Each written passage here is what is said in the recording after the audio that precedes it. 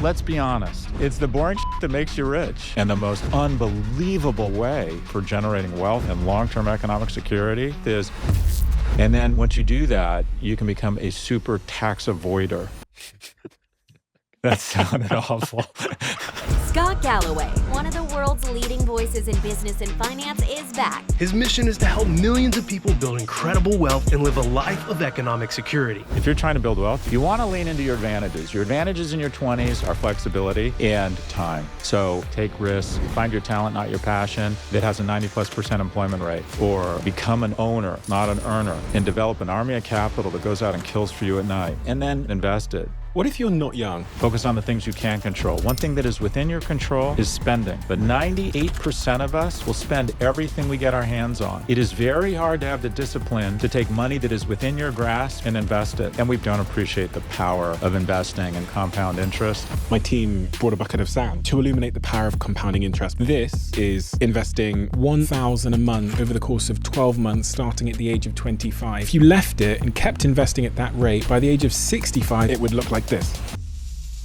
And the young man who says, I have 500 pounds, I'm gonna wait till I have $1 million before I start investing. The way you get £1 million is by investing that 500. And this notion that it's too late for me, I'm in my 40s, I'm gonna ignore finances, bullshit. So what is the set of steps? Let me make it easy. First thing. Congratulations, Diversify gang. We've made some progress. 63% of you that listen to this podcast regularly don't subscribe, which is down from 69%. Our goal is 50%. So if you've ever liked any of the videos we've posted, if you like this channel, can you do me a quick favor and hit the subscribe button? It helps this channel more than you know, and the bigger the channel gets, as you've seen, the bigger the guests get. Thank you and enjoy this episode. Scott, you've written a book on wealth, money, finance. Why? And why does it matter? This is kind of a memo to my 25-year-old self. I've been rich 3 times, and the first 2 times I lost it. And I didn't grow up with a lot of money. It's been very important to me. I think America, and mostly in Europe, but especially America becomes more like itself every day. And that is, it's a generous, loving place if you have money. It's a rapacious, violent place if you don't. I think economic security is really important. And I think there's a series of habits and character traits that can help you get to economic security. You know that study that you become the average of your 5 closest friends, same body mass index, same politics, same sports team, same neighborhood. What they don't talk about is that amongst those 5 people, even if they're all making about the same amount of money, one will end up much more economically well off than the other 4. And I'm trying to understand the behaviors of that one person who becomes economically secure by the time they're my age without making a lot more money than their colleagues.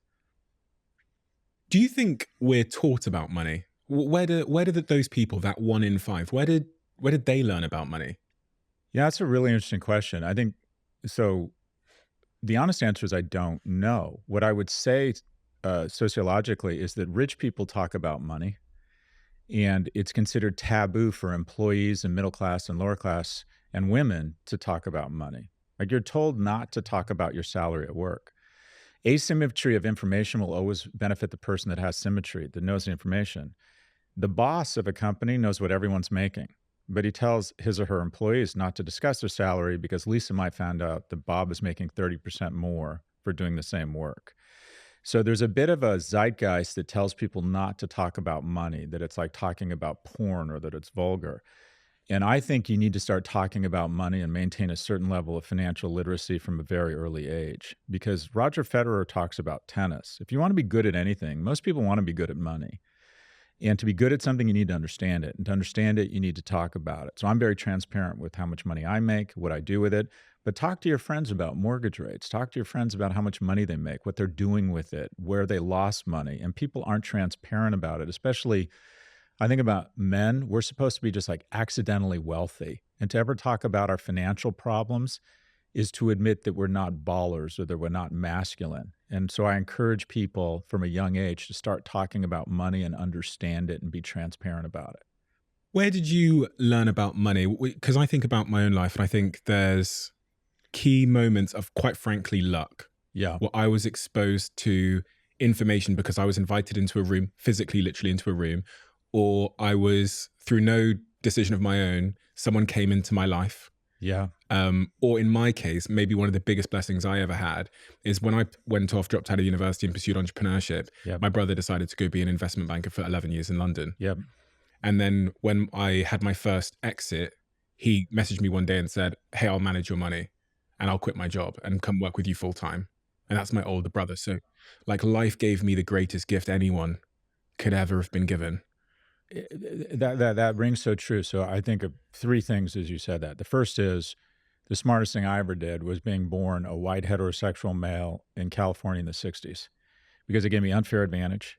It gave me access to free education at the University of California and access, 76% admissions rate. When I applied to UCLA, the admissions rate this year is 9%. I came of professional age in the 90s when the internet was coming online. So I sort of had these winds at my back. And also, just to be blunt, everyone that was raising capital looked, smelled, and felt like me. They were all white heterosexual males. And I didn't even realize at the time what privilege or unfair advantage I had. So the first is just sheer luck. The second is environmental. I was raised by a single immigrant mother who lived and died a secretary. And people who don't grow up with money, people who grow up with money just can't really truly empathize with what it's like to grow up without money. I felt as if there was this ghost following me and my mom around, constantly whispering in our ear, you're not worthy. Your mom fucked up, which means you aren't worthy. And so I very early decided that economic security was really important to me. And I want to be clear, you can't make a decision to be wealthy. A lot of it is luck. But I was going to be very committed. My goal in life from 0 to 45 wasn't to be a good person. It wasn't to save the whales. It wasn't to have strong relationships. It was to get economic security. So I started connecting the dots around money pretty early. And then along the lines of what you were talking about, my mom had a boyfriend, and people don't talk about this. You know how in certain dramas they reference a second family where a guy has an entirely other family despite the fact he's married? My mom and I were that second family. Her boyfriend for 7 years was a wonderful man named Terry, really nice to me, spent every other weekend with us, super generous to me. He was also married with another family. So we were that second family. But he was a good man, and he was actually a good role model for me. And one weekend, I was asking him, what is a stock? And I was 13. And he said, here's $200. He gave me 2 crisp $100 bills and said, walk down to one of those stock brokerages, those fancy stock brokerages in Westwood Village, and buy some stock. And if you don't buy it by Monday afternoon or by the time I'm back next weekend, I'm taking my money back. So at 13, I marched down to Merrill Lynch, Pierce, Fenner, Smith, was in the lobby. I was ignored. I got intimidated. I walked across the street to Dean Witter Reynolds, another brokerage. And this young guy named Cy Sero came walking out and said, hi, I'm Cy Sero. And he gave me my first lesson in the markets. And I bought 14 shares of Columbia Pictures. At 13, he gave you a lesson in the markets? Yeah, at 13.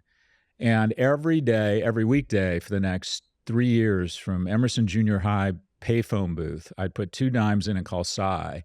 And he would say, Close Encounters of the Third Kind is a hit, which means that Columbia Studios is going to make a lot of money, so people are buying more stock. And then I'd go into his office. I didn't have a ton of friends. And so I would just swing by Dean Witter, and he would always give me a lesson in the markets.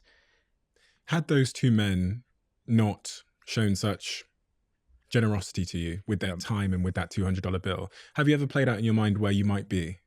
I think we all do that, like Sliding Doors, that movie. You know, it's like life is such a series of, I promised myself I was going to approach this strange woman at the Raleigh Hotel in the middle of the day who was sitting by the pool, who was sitting there with another woman and another guy. And without the benefit of alcohol, it's not easy to open, a conversation with a strange woman. And I walked out to get my car and I said, I promised myself I was going to speak to her. I was very drawn to her, a beautiful woman. So I went back in, I just rolled right up and I said, hi, I'm Scott. Where are you guys from? And this was at the Raleigh Hotel. Long story short, 18 months later, our first son's middle name is Raleigh, right? And what I tell people is that unless you're willing to take an uncomfortable risk, nothing wonderful is ever going to happen to you. I mean, a really uncomfortable risk. What you're doing here is an uncomfortable risk. It's public failure if it doesn't work. This podcast platform you're starting, most people aren't willing to take these risks. And a lot of this, not to get existential, a lot of this comes down to a huge unlock for me has been atheism. I think I have a very solid grasp of the finite nature of life.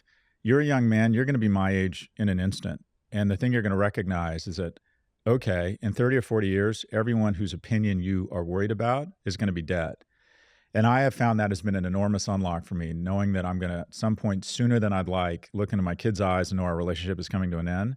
So I'm comfortable expressing my emotions, or more comfortable. I'm comfortable taking uncomfortable risks, knowing that if I call someone and ask them to invest, if I approach a strange woman in a bar and introduce myself, if I call an employee who I would never think would consider working for me, I'm not afraid of rejection, because I realize everyone I'm worried about being shamed by is going to be dead soon, and so am I. And so why wouldn't you live out life? Why wouldn't you live out loud? Why wouldn't you squeeze so much juice from this, lemon called life? It's really been an enormous unlock for me, because the reality, Steve, is that most people are not willing to take uncomfortable risks that might result in public shaming. It's embarrassing to get rejected to express interest in someone and be sort of rejected. It's embarrassing to try and raise money and be rejected. It's embarrassing to start a business and not have it work. The majority of people aren't willing to take those uncomfortable risks. And the reason why you get outsized return as an entrepreneur, the reason why you get outsized returns when you're willing to approach strangers and ask for mentorship, friendship, express romantic interest, is because you are willing to endure rejection. The most overcompensated people in any organization are the salespeople. In terms of how hard and how smart they are, how hard they work and how smart they are relative to their compensation, hands down, the most overcompensated people that everyone resents are the salespeople, because they are willing to get out a big spoon and eat shit. Do not call me again. Okay, so what you're saying is I should follow up in a couple of weeks, right? That type of rejection, that type of risk, that type of public failure, 99% of people are not willing to endure. I ran for sophomore, junior, and senior class president in high school. I lost all 3 times. And based on my track record, I decided I should run for student body president, where I went on to, wait for it, lose. And it never really got in the way of my confidence, and that's the key. If you want, and unfortunately, young men are told, don't try hard, or they feel like a loss of agency, or especially romantically, they're told, be careful in terms of expressing romantic interest. And if you don't know the difference between expressing interest and asking someone out for coffee and harassing them, you've got bigger problems. But I think a lot of young men feel like their agency's been taken away. They feel like the game is rigged, so they're not trying. And quite frankly, they're spending too much time on a screen or in their home, so they're not putting themselves in a position to have something wonderful happen to them. And on a very basic level, I'm almost entirely sure that I can guarantee you that nothing really wonderful, really wonderful, is going to happen to you inside of your home on a screen.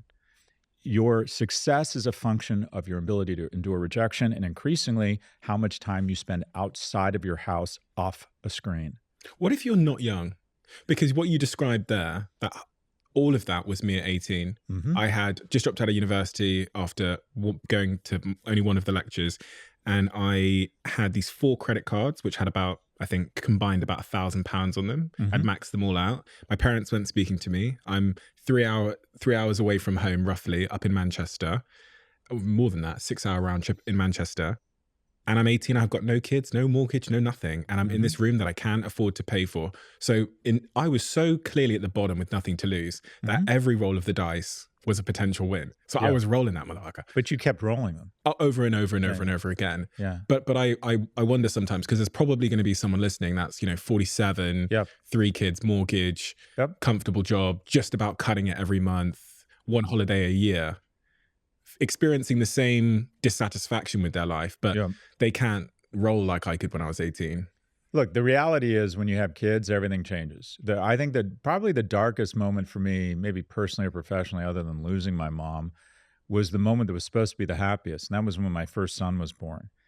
And you think that when this child's introduced to the world, it's going to be bright lights and angels singing. For me, I felt humiliation and shame and fear, because I had made a lot of money, but I had gone all in, and this is a lesson from the book, The Power of Diversification. I'd gone all in on this one company, Red Envelope, which went public in 2002 as an e-commerce company I started. And I thought, and had been taught by the venture capital community, that if you throw yourself at something and you're talented. And I thought, I'm a baller. I'm really good at what I do. You got to go all in. And I kept investing every spare dollar I had and threw myself at this thing. And then a strike at the port, a software glitch, and the credit crisis in 2008, our stock went from $7 to chapter 11 in like 3 weeks. And I ended up not being worth 10 or 12 million, but being worth negative 2 million because I was one of those idiots that borrowed against their stock to buy more stock. And then my child has the poor judgment, my oldest, to come marching out of my girlfriend.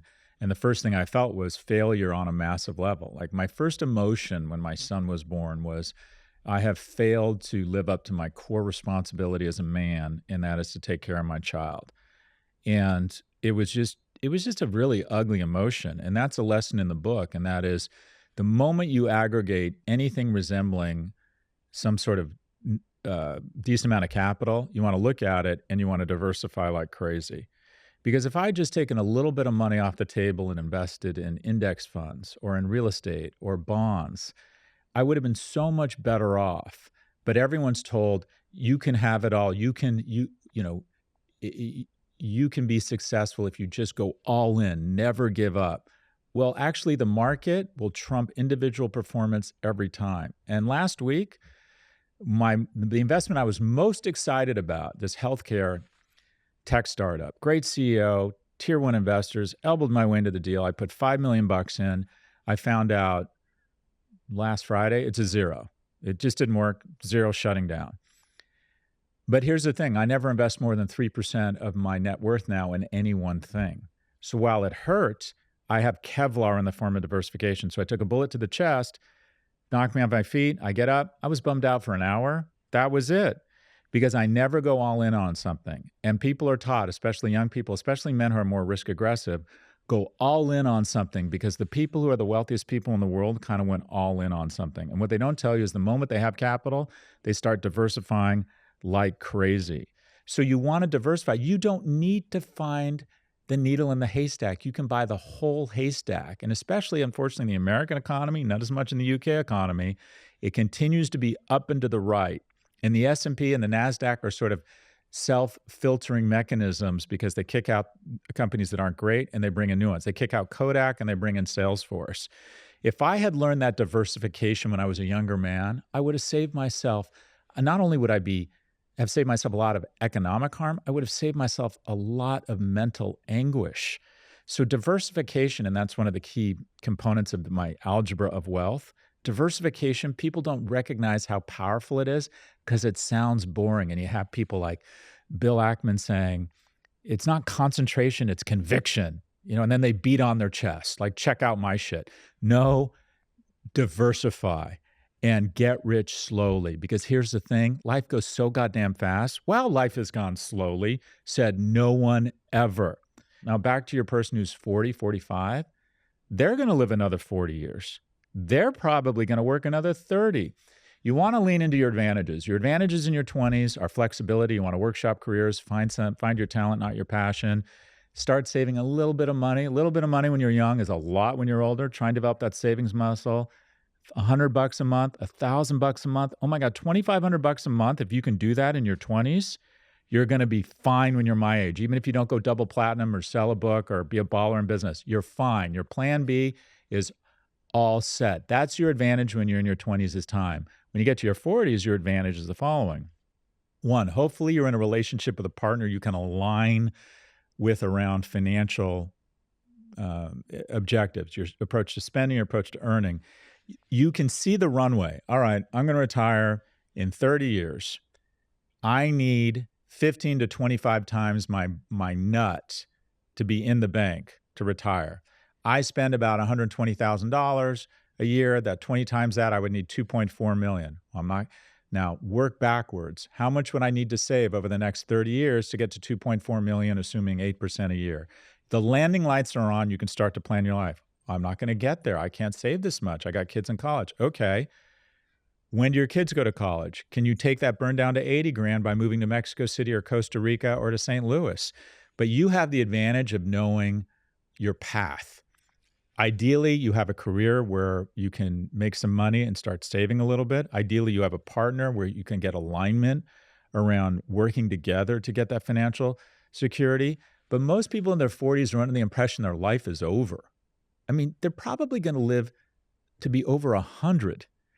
And so you don't have 80 years, you only have 60 years left. But you still probably got another 30 years working and making money, and you kind of know what you need, right? So I think there's advantages at every age, but this notion that it's too late for me, I'm in my 40s, I'm going to ignore finances, oh, bullshit. You just need to have an adult conversation with yourself. Do you think it makes sense then to go kind of risk on when you're young and then go diversified once you're older? Because you just want to highlight there for people that are, like I was when I was 18, to kind of go all in and to make those big bets when you have nothing to lose. And the minute you have something to lose, whether that's your mortgage, or, you've got children to take care of, or now you've got wealth, to then go risk off. Is that the kind of approach you would suggest to life? I think generally speaking, you can't be as risk aggressive when you have kids. When you're younger, look, if you screw up here, you're likable enough that you can probably find couches to live on for 2 years if you needed to. If you just got in over your skis, you could find a way to dance. When you're young, you can dance between the raindrops. I lived in New York. I had two roommates. When I started my business, my girlfriend paid our rent, and because I didn't have kids or dogs. There's just a certain level of responsibility and things you got to take care of as you get older. When you get a little bit older, don't go all in on anything. If you're going to start a business, use other people's capital, ring fence it. Don't get seduced into the worst thing that can happen in your 30s and 40s is you start a business and you start failing slowly. You just don't know. The worst type of business is one that gives you just enough green signals that you keep investing more time and more money. Like red envelope, that's what people know me for. That's the worst thing that can happen to somebody because it failed slowly. It failed over 11 years. I started an e-commerce incubator in New York backed by Goldman Sachs, Maveron, JP Morgan. It was out of business in 8 months because of the dot-com meltdown. That's a blessing. The best thing that can happen is success. The second best thing is fast failure. The worst thing that can happen to you is slow failure. You can't have slow failure in your 30s and 40s. So you want to make sure that if you go in on something, you ring fence it. I'm leaving my job. I'm going to try and start my own business. I'm going to spend 2 years doing it, a certain amount of capital, no more than maybe 10, 20% of my capital, because hitting a wall and failing at 50 is much more devastating than hitting a wall or failing at 25 or 30. You can get up again. You're fine. You can press the restart button a bunch of times. So you want to take advantage of that in your 20s and 30s and workshop a bunch of things. I'm not saying hop around. I'm not saying, oh, I don't love this. It's not my passion. No, that probably means it's just work. But if you're not making progress, if you're not making money, if you're not getting roles in films, if everything's just really hard, you're in a position at that age to say, you know what? I'm going to leave Milan and move to Munich, or I'm going to Dubai. You have flexibility when you're young. You have geographic flexibility. Lean into your advantage. It's a heck of a lot easier right now to make money in Dubai than it is in Caracas, right? You'd rather be good in a great economy than outstanding in a mediocre economy. You have geographic flexibility. Lean into your advantages, your flexibility, your ability to recover, your ability to workshop. What would you do if one of your sons said to you, how many sons have you got now? I got 2. You got 2 sons. That I know of. That you know of. One of your sons comes to you and says, Dad, I would like to be I've read your book, all of your books, and I think they're great, but Dad, I would love to be a professional actor. Yeah. And then your other son came to you and said, I want to be a musician. I don't want to crush anybody's dreams. Go for it. I'll be supportive. But this industry, let's just look at the economics. Musician and acting has a 99% unemployment rate. So you got to be in the 1%. And I want you to set up benchmarks for determining what it means to be in the top 1%, right? The most talented actors in the world are in a union called SAG-AFTRA. And by the way, it's not easy to get your union card. You got to be in a Broadway play. You got to be recognized. That's a big moment. It's like getting your PGA Golf Tour card, right? You get your SAG-AFTRA card. It means you're one of the 180,000 most talented creatives in the world. Last year, 83% of them didn't have health insurance because they didn't make more than $23,000. So you not only need to be in the top 17% just to have health insurance, you probably need to be in the top 10%, realistically the top 1%. I know a lot of working actors. If I said, this is the guy from this show, you'd be like, oh my God, that guy's amazing. He's not making a lot of money. I mean, everybody talks about Tom Cruise. The majority of working actors, you would say, oh, I know that woman, I know that man, they're great. They make an okay living. If they had achieved that level of excellence in almost any other industry, they'd own a house and a second house in Ibiza. So if you want to be an athlete, an actor, a model, an artist, open a restaurant, open a nightclub, have a jewelry line, be a fashion designer, I don't want to crush anyone's dreams, but let's have a sober conversation that if you aren't getting bright green lights that you're in the top 1% really quickly, and we put some guardrails on it, we're going to do this for 2 years, 3 years, can't pay your rent in 2 or 3 years, Dad's going to stop paying your rent at some point, or maybe I'll continue to pay your rent, but I need you to start workshopping another career. Because here's the thing, young people oftentimes mistake their hobbies for their passions. And what I would suggest is, and what I can guarantee you, is being successful at anything, passion comes from mastery. Mastery comes from being a ninja at something. I'm renovating a house, and there's this guy installing our soapstone who's the soapstone guy. He's an Iraqi immigrant, dropped out of high school. He knows everything about soapstone. He can talk to you about the vein in the soapstone and which quarries. And I've been very open with him. I've talked about my book. He made 1.3 million pounds last year. He's the soapstone guy. I can't imagine when he was a kid, he and I bonded over football. I would bet, I don't know this, I would bet he dreamt of being a football star and playing for Iraq in the World Cup at some point. I doubt at the age of 17 he thought, I'm hoping in 15 years I'm installing soapstone and renovations for American douchebags in Marylebone. I can't imagine that was his dream, right? But here's the thing, he has an amazing life. He takes care of his kids. He takes care of his parents. He gets to take amazing vacations with his wife, which makes him passionate about soapstone. So yeah, go be a fashion designer. But let's be honest, if you're not making enough money to pay your rent within 2 years, and you're not making enough money to, say, form a family in 5 years, we're going to workshop something else. This requires such a mindset shift in the current world, because obviously the slot machine, the casino, the Las Vegas of validation is Instagram and TikTok. Now, if I announce on Instagram that I'm a tax lawyer for the next 10 years, not a great Instagram feed. It's not going to increase my chance of getting laid either. But if I say that I am, I don't know, if I say that I'm part of Chelsea Football Club, I'm in the, the junior academy, or if I say that I'm starting a business, I'm probably going to get laid more in the next 10 years. Well, the only pushback I would get is that you have to be one of the 10 best soccer players in the world that year to play for Chelsea. That is really hard. That means you're the best player in Senegal, and then you just have to be godlike talented. The best 10% of tax lawyers, that's tens of thousands of them, fly private and get laid more than you think, because they fly private and they can find someone and give them a wonderful life. So, look, in a capitalist, I'm not saying this is how the world should be. I'm saying this how the world is. Economic security provides you with all sorts of opportunities for experiences, for relationships, for romantic opportunities.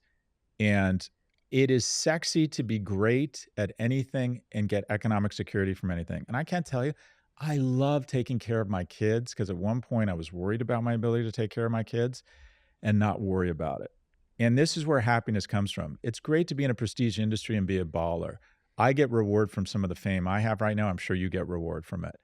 But the thing that is really rewarding as you get older is I can lean into my relationships with my sons, and I don't have that economic fear I had the first time my son came marching out of my girlfriend. That is so rewarding. I can take care of my dad. I don't have to worry about it. My dad's 90, going to be 94 in a few weeks, and he lives in a really nice home, and he has a full-time kind of health aide, and it's about $250,000 a year to take care of my dad. And if you look at, okay, that's post-tax, there's no tax credit for it. So it's about $400,000 in pre-tax income. My sister, who does really well, but not as well as me, we have a great partnership. She handles it logistically. I handle the money. And being able to do that and not have it be a source of stress in my life and know that my dad is taken care of well, okay, it'd be great to be a football player. Trust me, when you get to my age, that feels really good. That feels really nice.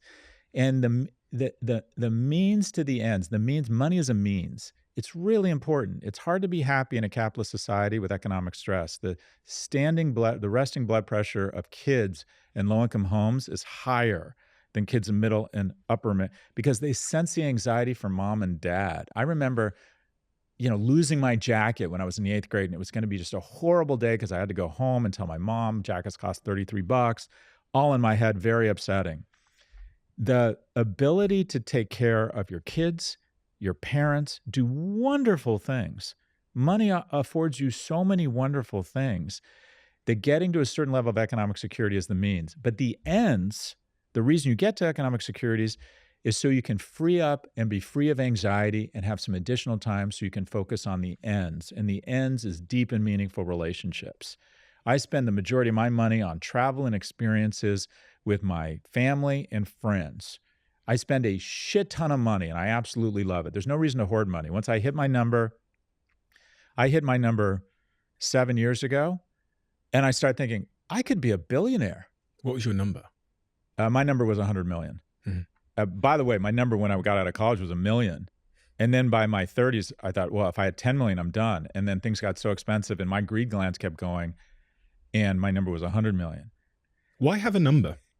Why do people listening need to create a number? What's the value of having that sort of line in the sand? Well, you need a goal and you need to be thoughtful about how much money you're going to need. So if you figure out I'm going to need 80,000 pounds a year to live, the definition of rich is having a ton of shit and impress your friends. The definition of wealth is knowing that the passive income that you would get from growth from your stocks or dividends or incomes or rental income is greater than your burn. So you work out of option, or you work because you want to, not because you need to. That's the definition of wealth.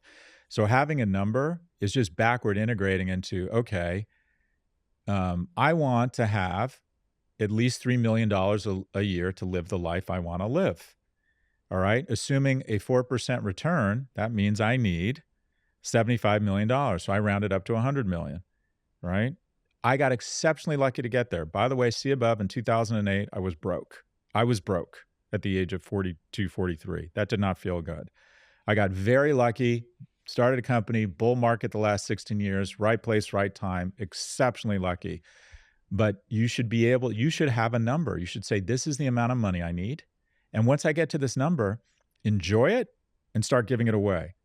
We really need to, because I'm thinking about the lens that I kind of think about this conversation through is like different stages in my own journey and the advice that I would have wanted from you at different steps in my journey. And I just flash back to working in those call centers where I was making just about enough money to be fair, if I'm being completely honest, I did have disposable income, but when I was poor, I was reckless with my money. Mm-hmm. So I would get the £500 disposable income on payday, leave the call center, go and buy a £400 TV, flat screen TV, and put it in a room where the TV was as big as the wall of my room. All right.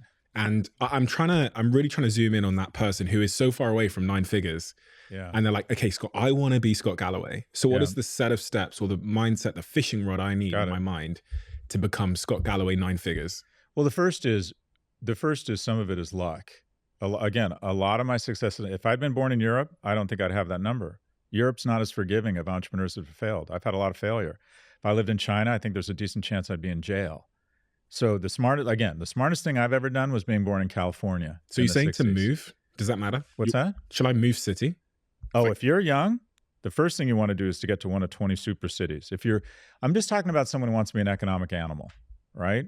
You might. Who doesn't? Okay, but some people might say, Scott, it's your way, it's not the right way. I want to coach football in my little village outside in the Amalfi Coast. I can make 55,000 euros running a small bakery and have a really nice life. I don't think they would have clicked. More power to you. That's not the majority of the people I hang out with. The majority of the young people I hear from realize that capitalism, the wealth equals relevance and love in a capitalist society, and they want to be economically very secure. The easiest thing, the best piece of advice is, one, get credentialed. We live in a LinkedIn economy. What you did, your success is especially impressive because on average, people who get a college degree earn 50 to 100% more over the course of their life. There's an entire set of industries that are off limits to people that don't have credentialing. I worked to work for Morgan Stanley. We not only didn't hire people without college degrees, we didn't hire people that didn't go to one of 8 universities when I applied. 8. You had to not only go to college, you had to go to one of 8 colleges to get a job at Morgan Stanley at that time. So if you can get credentialing, the second thing, not everyone's cut out for college. I get that. The second thing is get to a super city. 2/3 of all economic growth over the next 30 years is going to take place in one of 20 cities. So if you're in that small town in Italy, you want to get to Milan as quickly as possible. And then if you can, you want to get to London as quickly as possible, or Munich, or a bigger city. And then quite frankly, if you have total geographic agility and flexibility, ignoring the ridiculous INS of the US, you want to get to New York or San Francisco. Because to be good in San Francisco is much better than being amazing in Stuttgart. The amount of economic, here's the thing, I'm a mediocre surfer. I've actually even given it up. But when I was young and I used to go to Hawaii and the waves were perfect, I started believing I was a good surfer. Where I go to Aspen after a fresh coat of snow and I'm like, I'm a decent skier. No, you're not. The snow and the waves are fucking amazing. Anyone could be a good skier in this shit. Get to where the waves and the snow are amazing. And that's generally speaking in cities. And when you're young, you can be in a city because you can live in a 400 square foot apartment. You can be out of the house all day. You can dance between the raindrops and make money. But when you are in a city, you know how when you play tennis, if you play with someone much better than you, it elevates your game? Mm-hmm. When you're in a city, you're playing against Serena Williams every day. Everyone is smart.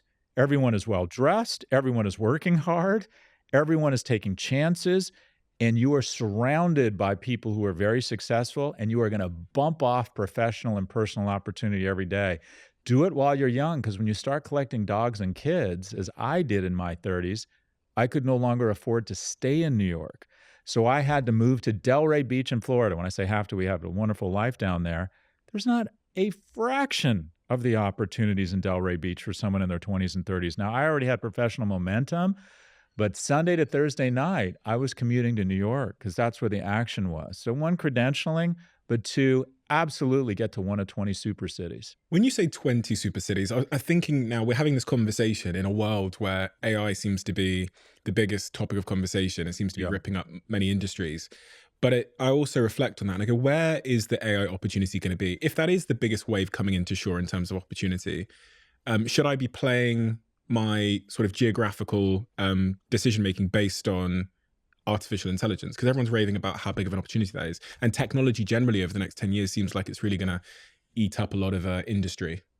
Yeah, I don't know if it'd be possible to determine geography based on AI. What I would say is, okay, literally a third of my class, NYU, they get on a plane for San Francisco the day they graduate. There's just, within a 7-mile radius of San Francisco International Airport, there's been more wealth created, I think, in the last 6 months than Germany's created in the last decade. NVIDIA is worth more than the entire UK stock market. NVIDIA's, they make the brains for artificial intelligence. They make a GPU, which is essentially a microchip that powers all of AI right now, and no one can buy them fast enough. Now, they have 30,000 people. I would bet 10 or 15,000 of them are worth at least $10 million now. Because the 30,000 employees get stock options. And when a company goes from 300 billion to 3 trillion, it means everyone is getting rich. That doesn't happen that often in Dortmund. It doesn't happen that often. It doesn't happen. I'm being kind, right? You grow up in Ingolstadt, you either go to work for Audi, nothing wrong with that, make a good living.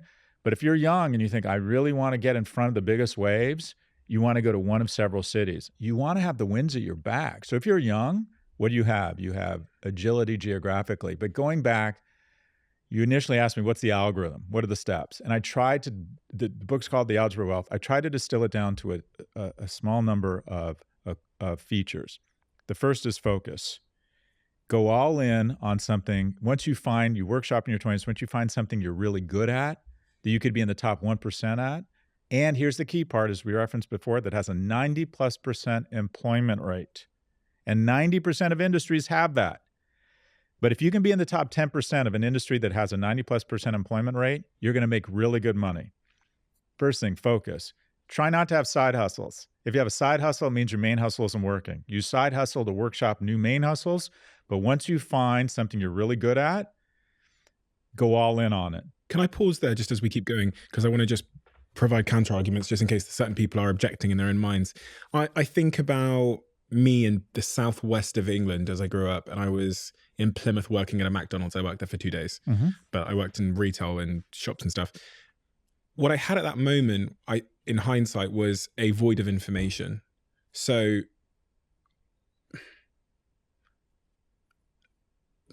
I could only work at like a clothing store and a McDonald's because I didn't have any other information. And if a kid hasn't gone to university, or if someone listening to this hasn't got the information, and they've stumbled across this podcast, but they're working in, I don't know, like the equivalent of a Wendy's or a Burger King, for example, and they just like, how do I get out of this Burger King, Scott? I'm a cashier at Burger King. Yeah, look, I want to be clear. I think there is a certain downside to the notion that we live in a meritocracy, and it creates a lot of rage and shame among young people. And that is the notion that in America, especially, anyone can be anything. Well, not really, boss, because the problem with thinking we live in a meritocracy is that if you don't make it, you fucked up, it's your fault. Yeah. And there's dignity in every work. What I would say to someone working at a Burger King or in fast food that wants something bigger, I was on the board of Panera Bread, which is a fast food chain or quick service. They call it QSR. They don't like the term. Someone who was hardworking and showed up at work every day on time and worked with their colleagues and acted like they owned the place, probably within 2 years could be managing the place and making 60 or 80 grand a year. Now, I'm not suggesting you go all in on food, but there's always dignity in work. There's always opportunity for people who work hard and act like owners and are good people and try and look out for other people and are good managers. That might just be for you a means to an end where you're workshopping other stuff to say, how do I get to school? How do I get to training? How do I find a better job? How do I save for a 1-year apprenticeship program to become an electrician? How do I start meeting people? You got to pay your bills. There's dignity in all work. I coach a lot of young men, and the first thing I say is, you got to start making some money. And they're like, I'm not going to work at CVS or at McDonald's. I'm like, yeah, you are, because you need a taste for flesh. The best way to make a lot of money is to start making a little bit of money, but have a plan. I want to be the assistant manager of this McDonald's.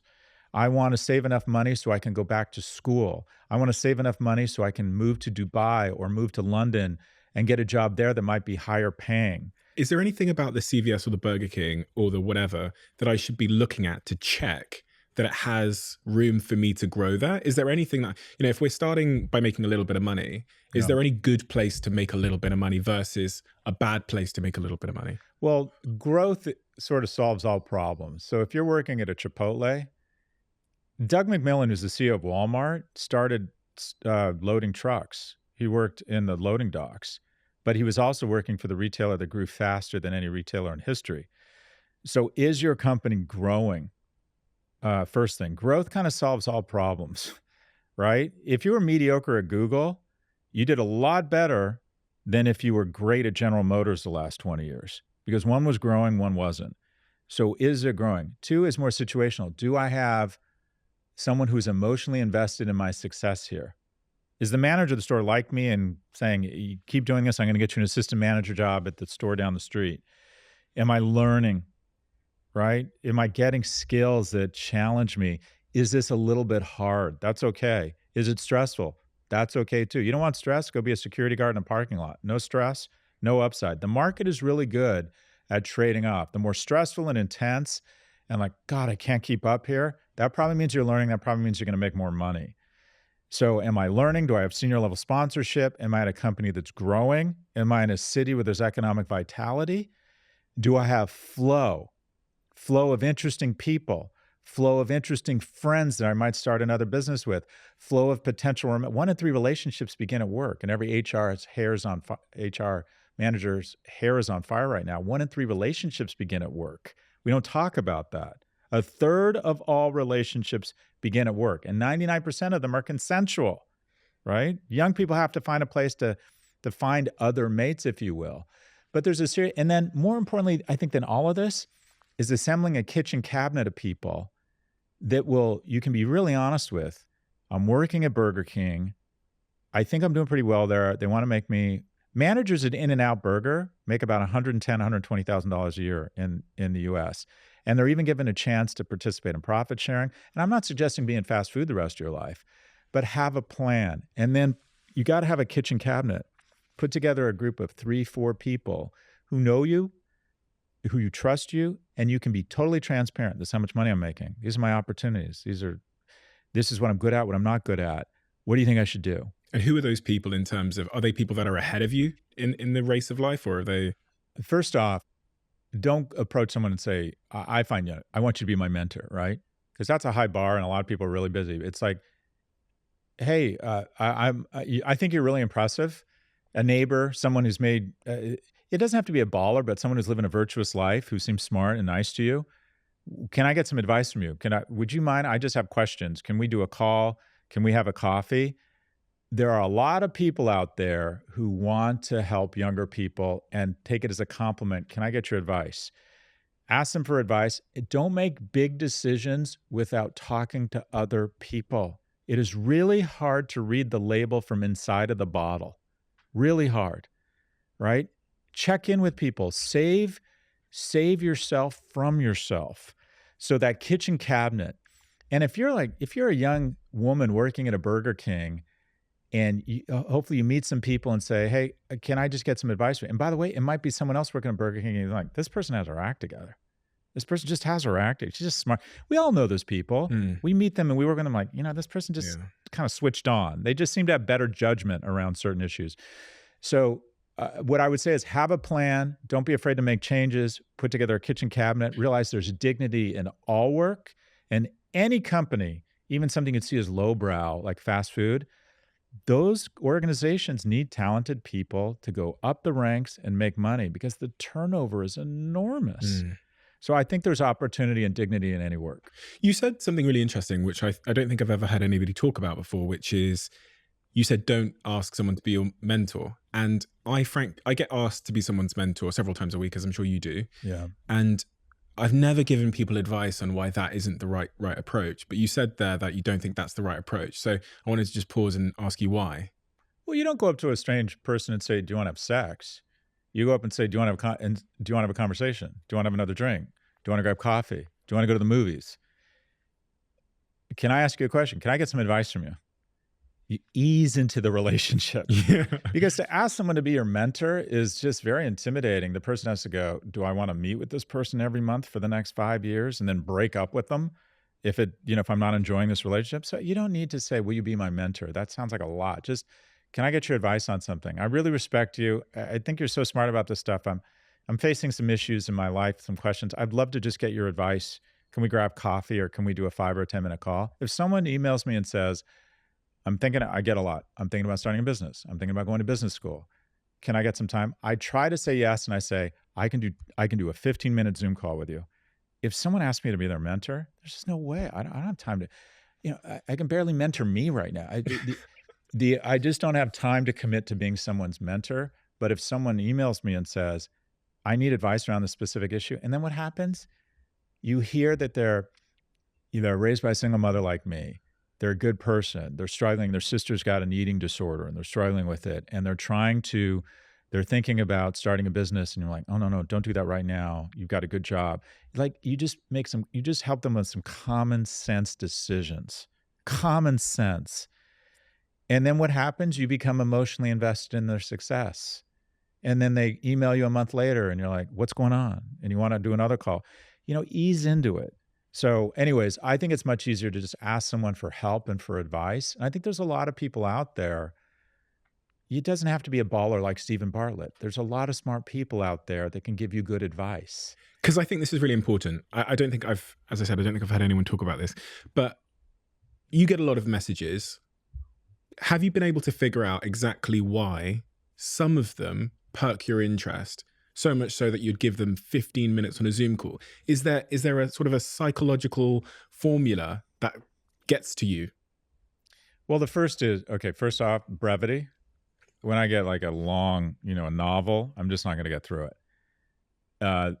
Obviously, and this is hard to control, but they reference someone or they make a connection. We're both graduates of Berkeley, or I met you, I came up to you and said hi to you at Cannes, or we have a mutual friend, or I too was raised by a single. They make some sort of personal connection, and they make the ask very crisply. I'm writing because I'd love some advice around this. I'm writing because I'd like an introduction. I'm writing because I'm applying for your position for managing editor for Prop G Media. Just like get to the point. What's the ask? And try and make some sort of personal connection. And the other thing I would say, although I hate, I don't want to encourage people to do this, be persistent. Because a lot of times I get an email and I think, oh, it's a good kid. I should really set up a call or something. And then I go on to the next 85 emails I have. And I don't even remember getting that email. So I would say, don't be afraid to hit again and just say, hey, just putting it at the top of your inbox, know you're busy. If I can grab 10 minutes of your time, I'd be really appreciative. And also don't get discouraged if they don't get back to you. That's okay. It's not a reflection on you. Go on to the next. Just don't write it off. That's okay. Don't worry about it. Don't worry about it. I have a bubbling thesis on this that if you just taught kids, your kids, future kids, how to ask for things in life, the impact that would have on their long-term trajectory is unbelievably profound. Because if I think back through my life, when I was 18 years old, stealing those pizzas in Manchester, or every step along the way, some of my big pivotal moments in my trajectory were sending an email. Yeah. And pretty much all of them started with sending an email. But we don't teach people how to send an email. And you're on the receiving end of thousands of emails every month or whatever. So you can see bad and good from a bird's eye view. And the things you've just said there, I completely agree with. The size of the message, being specific in the ask, as you said, playing to ego in some way, letting them know that you've read something you've done, or you're interested in them, or you know someone, all those things has such a big impact. I think if you think about your life and you go, okay, I'm going to live 100 years, and I'm probably going to ask for things 10,000 times. If I can increase my success rate of those asks by 10%, because I'm just more thoughtful in how I ask for things, my life could end up in a completely different place. Mm-hmm. Kind of like what you said about you only need a couple of wins to really be successful in life. You only need, if you send 10 emails, you only need like one person to say, yes, I'll invest. That's it. And be willing to endure the rejection of the 9. I had this young kid come up to me. I was just in Cannes. I'm a big fan. Can I take a picture with you? Selfie? Yeah. Boom. 10 seconds to take a selfie. Sent me an email yesterday with a picture of the selfie and said, we met. We didn't have a chance to say hi. I'm struggling. And he was quite vulnerable. He told me about some of the stuff he's going through and said, I'm struggling.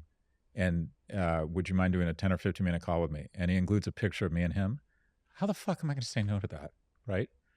Anyway, there's all sorts of tricks and trades, but the willingness to take that risk, the willingness to reach out to strangers, that's the key to success. It's the reason I have kids. It's the reason I'm wealthy. Nothing wonderful is going to happen to you without taking an uncomfortable risk. So I think about this with my boys. I used to force them or ask them to speak to a stranger every time we were outside of the house. My oldest one has no problem. My youngest one doesn't like it. Really hard. Okay, we just sit outside the door for 10 minutes. Just go ask them what breed their dog is over there. Just go over there. Just ask them about their dog. Because I think a good strategy, especially for young men who for some reason seem to be sequestering and becoming much more isolated, whenever you're in a line, talk to the person in front of you and behind you. Just talk to them. Just get used to opening. Just get used to eye contact. Just get used to being friendly and having a conversation. Because I think people are spending so much time indoors and behind screens, they're losing the ability to establish professional and personal connection. So I think a certain cognitive behavior or training around how to be friendly and how to endure rejection. One of the most revealing things I've noticed about you as a person is what you just said about that kid that emailed you yesterday. Mm-hmm. Because as you said it, I could see the emotion in your face. Yeah, look, what do you want as a species? You want to feel certain things, right? You want to feel, the most rewarding things are sensations and feelings. And I get really moved by these kids sometimes. You relate to them. I relate to young men who are struggling because I was one of them. And so this stuff really sometimes, what you want in life is a group of people who are emotionally invested in your success. And then as you get older, the most rewarding thing is to let other people let you be emotionally invested in their success, right? I want my boys to love me, But what is the most rewarding thing is that they let me love them. That's the most rewarding thing, right? There are these vessels that I get to pour this like affection into. That's the most rewarding thing as you get older. So yeah, I think about this stuff a lot, and I get, Why did he move you? well, just the picture, and I don't want to divulge, but he's struggling. He's really going through some issues with addiction and self harm and depression, and also, by the way, is obviously a very talented kid, is very smart, is working in, has a high profile job, and is struggling with addiction and self harm. I mean, and you think, Jesus, this shit is real, right? This is really, really tough for this kid. And you just realize, I think so many young people, we're raising, my colleague at NYU wrote this book. This is the book we wish we'd written, The Anxious Generation, Jonathan Haidt. Oh, yeah. It's literally the most, he's now the most influential scholar probably globally. And the takeaway is we're raising, despite our prosperity in the US, we're raising the most anxious, depressed, obese, and addicted generation in history. And you can just sense it. There's so many young people out there that are really struggling, that aren't happy, that don't have the opportunities that my generation had. And then 210 times a day, they're reminded that they're not doing well as someone else vomits their faux success and experiences all over them. That, oh wait, I didn't make $1 million in Nvidia, and I'm not partying in San Tropez. I'm a failure, right? And their opportunities for professional and romantic success are going down. People aren't dating. 1 out of 3 men under the age of 30 has a girlfriend. Yeah, I mean, there's just so many. You can just tell young people are really, really struggling, and I think about that a lot. And it moves me because a few fortunate decisions, a few random emails, things could have been much different for me. And I do relate to these, especially to young men. I relate to the struggles they're facing. You talked about making decisions in the Algebra of Wealth. And I get asked this a lot. Kids come up to me at the end of a talk that I do or some other event and will ask me about decisions, like jump off points in their life.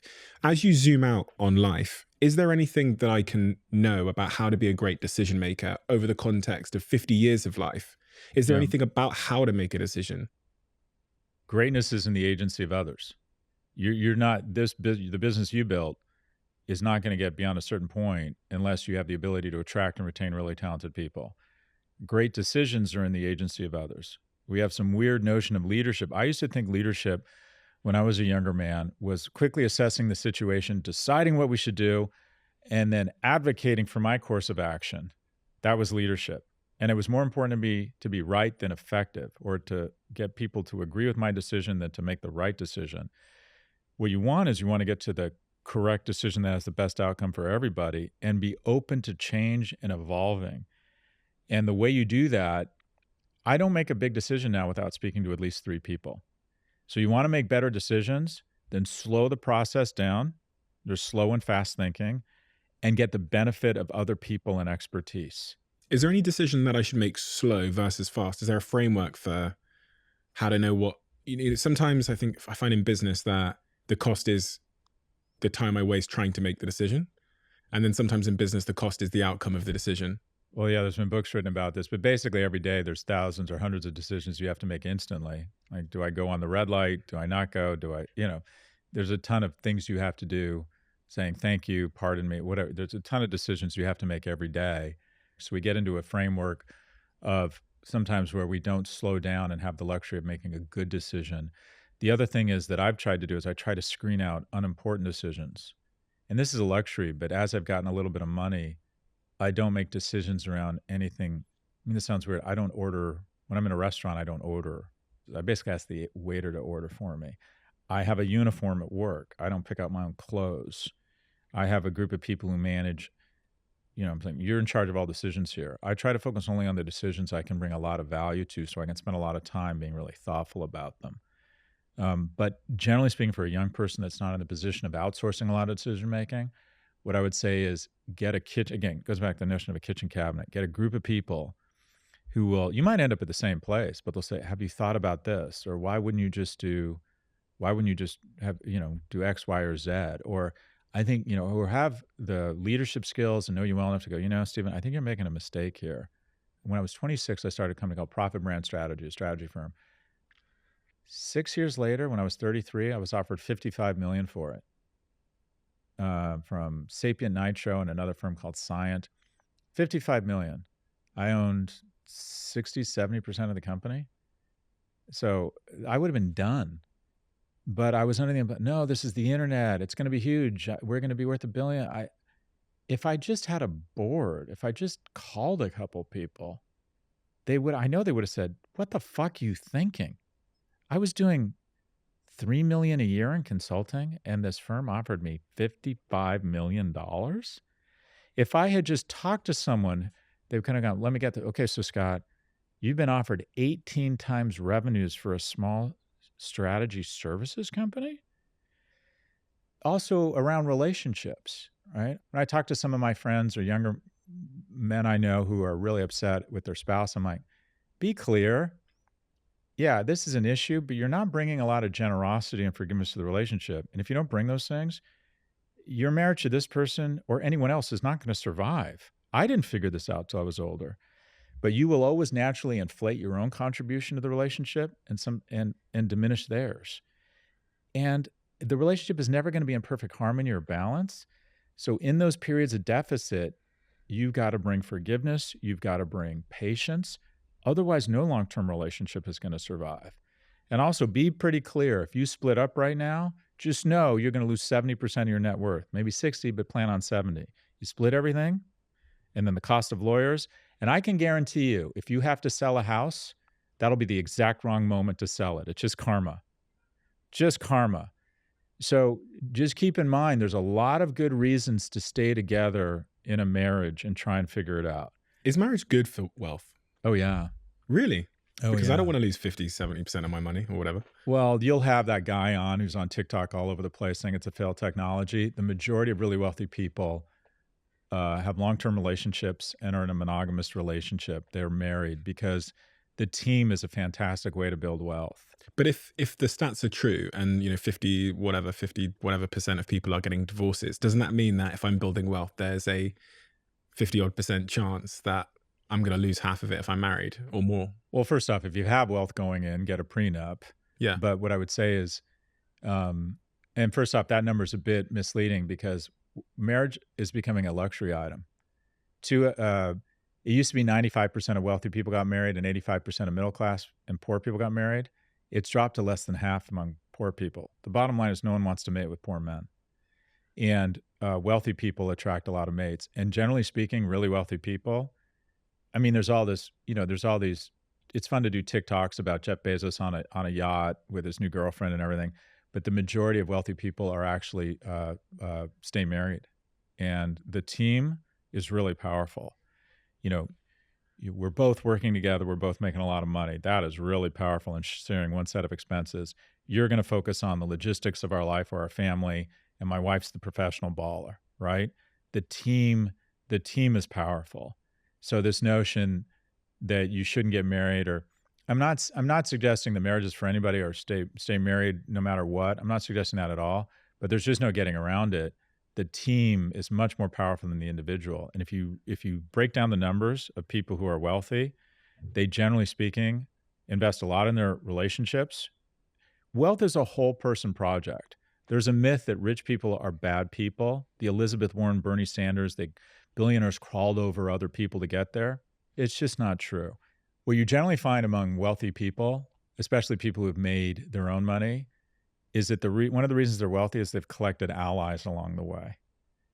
And just as compounding is so powerful with small investments when you're young, bringing some generosity to people when they need help, being a good friend, occasionally checking in, how are you doing, helping people find jobs when they lose a job, being kind, those little investments you make as a young person really add up. And you're going to find this. I have all these great friendships now with people who I was never great friends with. But because we made small investments in each other over 20 or 30 years, just checked in, how you doing? Congrats, saw you're doing this. Congrats on your wedding. Maybe not even close friends. You wake up in your 50s, and you have millions of dollars in terms of a relationship. You feel close to these people. You feel like a real nice sense of comity with them. You really, and this is very true of wealthy people. You want to be put in a room of opportunity, even when you're not there. So Google did a study when they put out a job opening for a product manager. They'll get 200 resumes within a few hours. They invite the 20 best in. 80% of the time, the offer that's made is made to somebody who has a evangelist, advocate, friend in the company.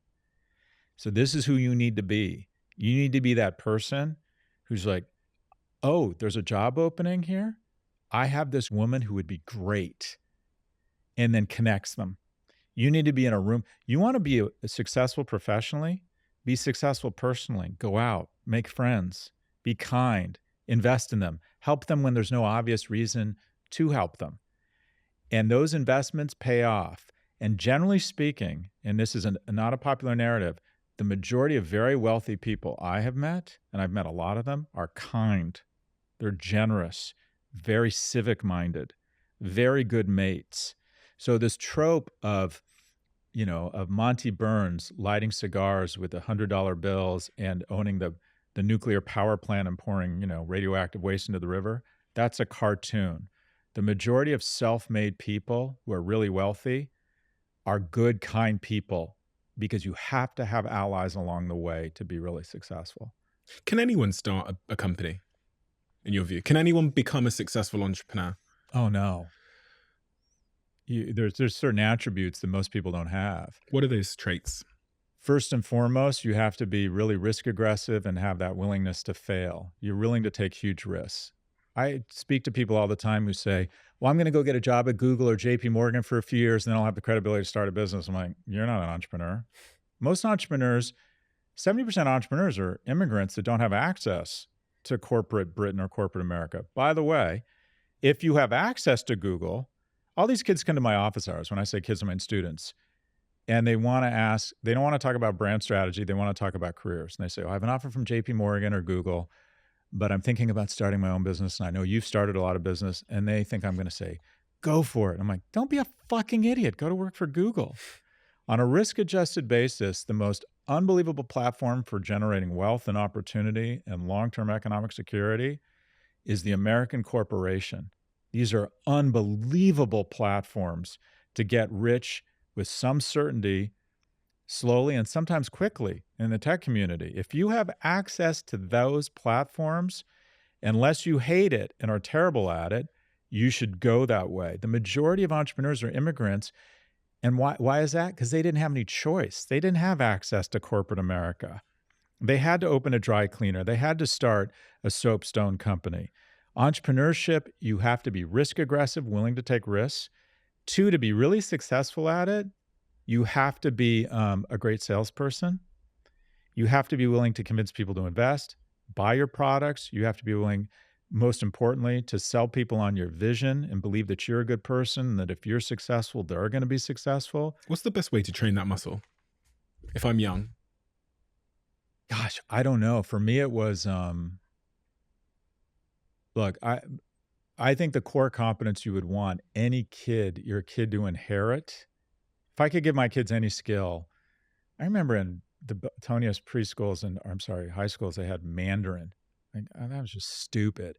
Or computer science. I believe that replacing history and civics class with computer science, you get Mark Zuckerberg. You get these mendacious fucks who are billionaires but don't care about the health of the Commonwealth. The greatest skill you can develop or that you would want your kids to have that will stand the test of time is storytelling. The ability to craft a narrative and then convince people, get people engaged in your narrative and think, oh, your company makes sense.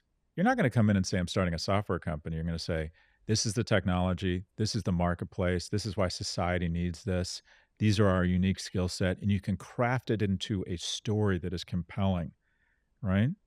It's the key to scoring above your weight class romantically, right? Communicating a plan, communicating kindness, communicating empathy, communicating humor, right? Any industry, Jeff Bezos' 1997 shareholder letter, you read that letter, you just want to buy stock. I don't care how overvalued it is. When you listen to Jensen Huang talk about the future of AI and biology and healthcare, you're like, well, maybe I should buy it even though it's trading at 110 times earnings. If you want to be a great CEO, you got to be a great. I don't care if you're Maya Angelou, Rishi Sunak, or Jensen Huang. The core competence of any really successful person, or the core competence that's going to get you real influence and economic security, is storytelling. So it's so interesting because I completely agree with everything you've said about how at the very heart of wealth creation as an entrepreneur, but more generally in life, whether you want to be a president, a prime minister, or a philanthropist, is this idea to craft narrative. But how does the average person develop that skill when they're not a lecturer, they don't have students that they can speak in front of, they don't have a podcast necessarily that people are going to listen to. But if we both agree that it's such an integral skill, the transformative life skill. Oh, there's a million ways. The first thing I assign my students, my kids in the class, is pick a medium. It can be Instagram. Mm-hmm. It can be X. It can be Threads. It can be Pinterest, LinkedIn, public presentations, speaking, radio, podcasting. Identify what it would mean to be in the top 1%. You can go online. What are the top 1% of followers on Instagram? How many followers do you need to be in the top 1% on Instagram? By the end of the semester, you need to be a top 1% storyteller on a medium. I'm really good at this. You're really good at podcasting. I'm really good in front of a large crowd. I'm not very good on the phone. I'm pretty terrible one-on-one. I come across as aloof yet insecure at the same time, which isn't easy to do. So I know the medium. I'm not good on the phone. I've become a proficient writer. I aspire to be a great writer. I'm good now. Someday I'll be great. But I know my mediums, and I practice storytelling every day. I'm either writing, I'm either speaking, I'm either podcasting. If you're young, oh my God, the mediums. Are you good on TikTok?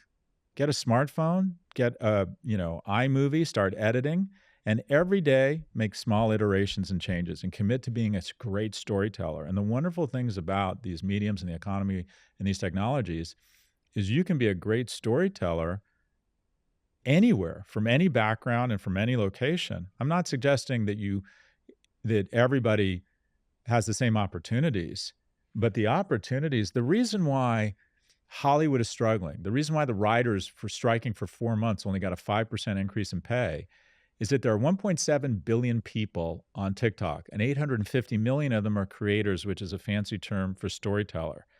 And assume 1% of them are outstanding storytellers. All of a sudden, 8.5 million new storytellers have come into the media market. And the 500,000 in LA who think their work is so fucking precious and are trying to figure out why their industry is in decline. Like, you're competing against 8.5 million new storytellers that aren't asking for pet bereavement leave or for a trailer with catered food.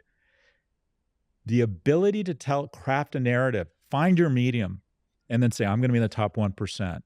What is the algebra to storytelling, if there had to be one? I know you've not had time to think. That's really interesting. I haven't thought about that. I think of it as, one, you just have to be a compelling. I mean, it sounds terrible, but like, I have a handsome voice. Mm-hmm. I have a face for podcasting. I've had 5 TV shows. They've all been canceled within like 4 weeks. Podcasting is my medium. Television is not. You've done really well on podcasting and video, right? That says something. I would say that more than anything, it's tapping into people's emotions. Like, how do you make someone feel something? I mean, you want to be smart, you want to say interesting things, but how do you really connect with someone and make them feel something? The white space I'm trying to occupy is I'm trying to be a white heterosexual male in his 50s who's open about his emotions. That's a white space. Guys my age don't talk about their failures. They don't talk about the way they feel about their kids. They don't talk about, how devastated they were when their mother died. That shit's just not talked about among men of my demographic.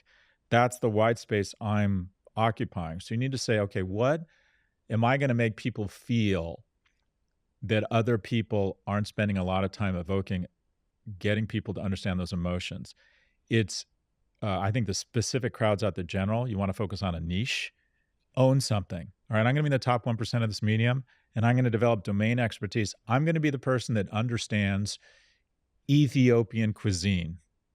And I'm going to bring romance and make people feel something, and I'm going to connect it to family, and I'm going to connect it to African culture and I'm going to connect it to maternal love and whatever it is. But think about it. What emotions do you want people to feel? And then every day, it's just hand-to-hand combat. Every day. Before we were off mic, you said we were both kind of, in the last 2 years, both of our careers have sort of hit a tipping point. I feel like I've worked my ass off for 35 years and all of a sudden I'm an overnight success. And you said, what was the one thing? And I can't point to any one thing. It was a series of little things. It's kind of the Mr. Beast secret sauce. It's iteration. Every day they test things. They make things just a tiny bit better. So commit to excellence. You put out a podcast, you put out a Medium post, you put out a PowerPoint presentation about AI, whatever it is. Try and find a mechanism for feedback and commit to just being a little bit better the next time you do it.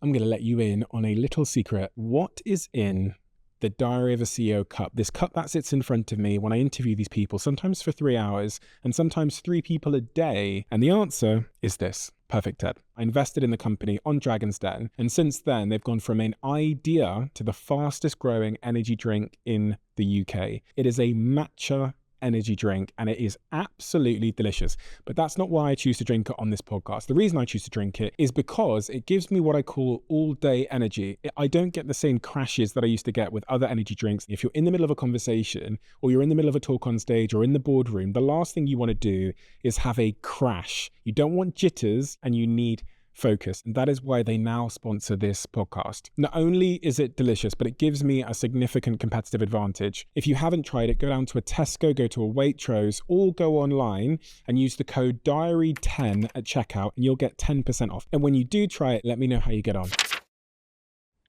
I'm very keen to understand how you invest your money. So say I'm working at McDonald's or Burger King or whatever. And I say these places not to sort of diminish the value of the work, because I worked 4 or 5 years of my life in places like call centers and the McDonald's, etc. But just as that's the jump off point for many people, I get up to managerial position. I have a little bit of disposable income now. Mm-hmm. Should I be going all in on crypto, or my friend has this company he said it's going to work? Should I be betting my money there? Over a long-term time horizon, where have you invested your money and made the most returns, and where should I?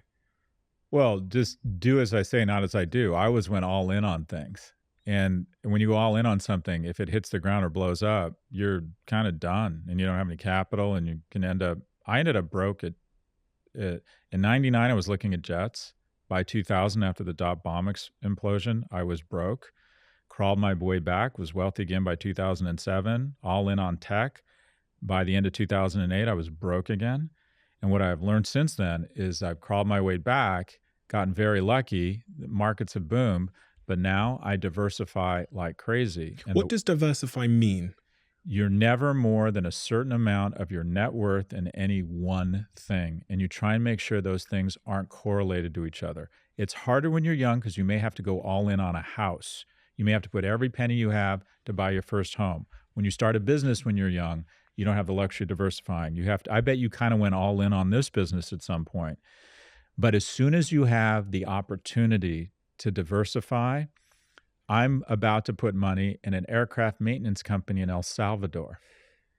I love it. It's totally different than anything I do. That way, if my world goes to shit again in tech, I have someone making money fixing planes in El Salvador. I do a bunch of just different weird businesses that aren't related. Because over time, because of demographics and technology, productivity does grow up in our economy and the markets go up. The best advice I can give any young person in terms of the actual investment is a low-cost ETF. You don't want fees to eat up. You don't want to day trade. 80 to 95% of people who day trade lose money. You want to be in a low-cost, diversified ETF. What's an ETF? Exchange-traded fund. So they basically say, okay, we're going to create a synthetic of the entire market and all healthcare stocks. So like I can invest in a tech ETF or a solar ETF. That's right.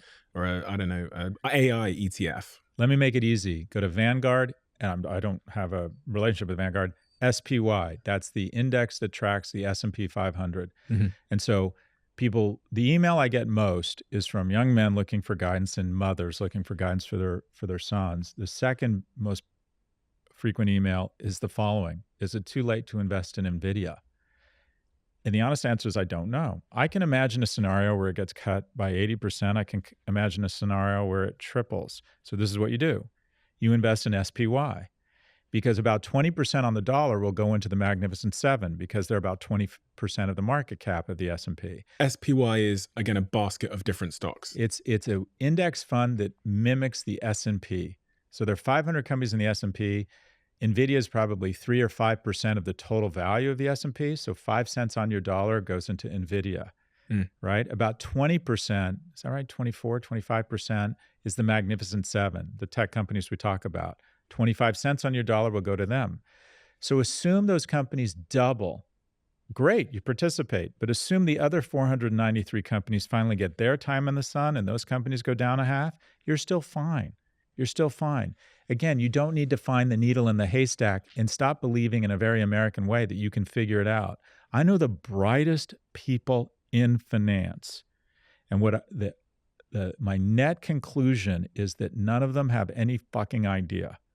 Some have a little bit more of an idea, but if you look at the entire alternative investments industry, hedge funds, private equity funds, mutual funds, anyone on CNBC, if you took all of their returns in aggregate, they're less than the S&P by the amount of their fees. It's one of the greatest grifts in the modern economy is believing that some guy who looks old and unhappy and has suspenders and went to Harvard knows more about the markets than you.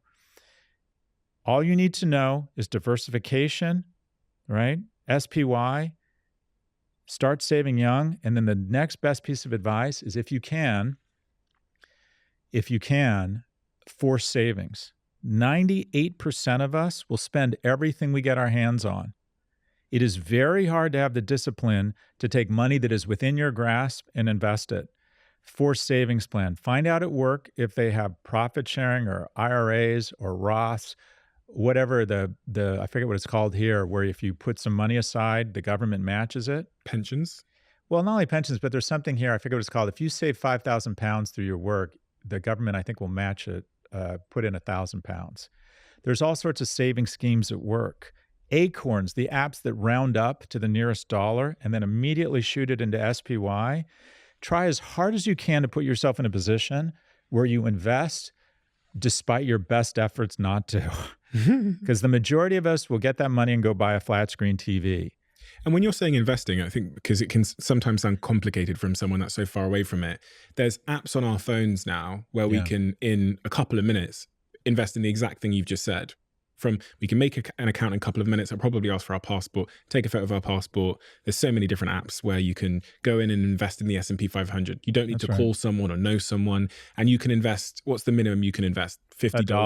$1. Go to public.com. Start with a basic low-cost ETF or index fund. SPY, if you want to take a little bit more risk and you want to be in tech, there's all sorts of ETFs and index funds around tech. Every young person, especially young men, is under the impression they're smarter than they are and that they can beat the market.